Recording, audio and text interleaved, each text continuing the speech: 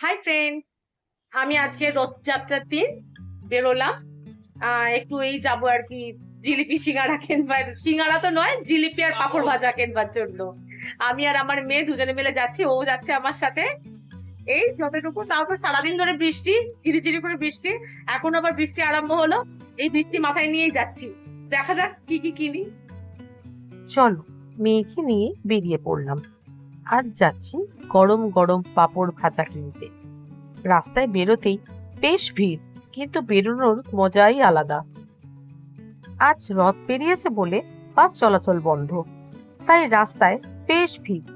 প্রচুর টোটো চলাচল করছে, আর সবাই নিজেদের গন্তব্যের দিকে এগিয়ে যাচ্ছে। আমরাও পাঁপড় ভাজার দোকানের দিকে এগিয়ে যাচ্ছি। রাস্তার দুধারে অনেক সস্তায় দোকান বসেছে, আর রথের আমেজটা চারিদিকেই চোখে পড়ছে। ঝিরি ঝিরি বৃষ্টি শুরু হয়েছে, কিন্তু আমরা টোটোর মধ্যেই আছি বলে নিশ্চিন্তে যাচ্ছি। বৃষ্টির ফোঁটা আমাদের গায়ে লাগছে না। এই তো পাঁপড় ভাজার দোকানের কাছাকাছি চলে এসেছি। দূর থেকে গরম গরম ভাজার গন্ধ যেন মনটা আরো খিদে পেয়ে গেল। দোকানে গিয়ে দেখলাম কি যে ভিড়, আর কি যে সব মজার জিনিস। দুই রকমের জিলিপি, চিনির জিলিপি আর গুড়ের জিলিপি, তার সাথে জিভে গজা, ছোট গজা, কাঠি ভাজা, এত কিছু বিক্রি হচ্ছিল যে সত্যি কোনটা ছেড়ে কোনটা কিনবো বুঝতেই পারছিলাম না। এখানে তো প্রচন্ড লাইন, আমাকে রীতিমতো লাইনে, আমি তো গিয়ে কিনতে চলে গেছিলাম। তারপর বলে কি যে একটা লাইনে গিয়ে দাঁড়াতে হবে, দেখি বিশাল লম্বা লাইন। সম্ভব হলো না, দেখি বাড়ির সামনে, বাড়ির উল্টো দিকেও বিক্রি করছে। আমি ওখান থেকে কিনবো ভাবছি, যাই আবার বাড়ির দিকে।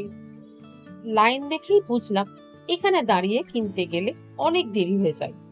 তাই ভাবলাম আমাদের বাড়ির উল্টো দিকে একটা মিষ্টির দোকান আছে, আর বাড়ির নিচে আর একটা আছে।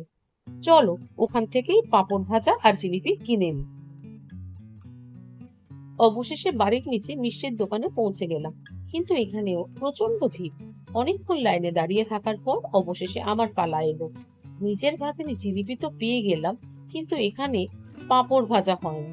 ওরা শুধু জিলিপি আর অন্য মিষ্টি তৈরি করে।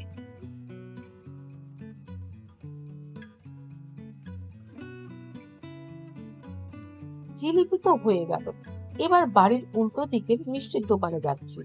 মনের মধ্যে একটাই চিন্তা, ওরা যেন পাঁপড় ভাজা করে, না হলে এবারের রথযাত্রাটা যেন একটু অপূর্ণই থেকে যাবে।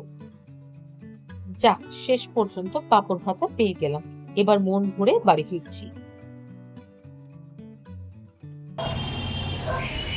কেনা হলো, জিলিপিও কেনা হলো আলাদা জায়গা থেকে, পাঁপড় ভাজাও কেনা হলো আরো আলাদা জায়গা থেকে।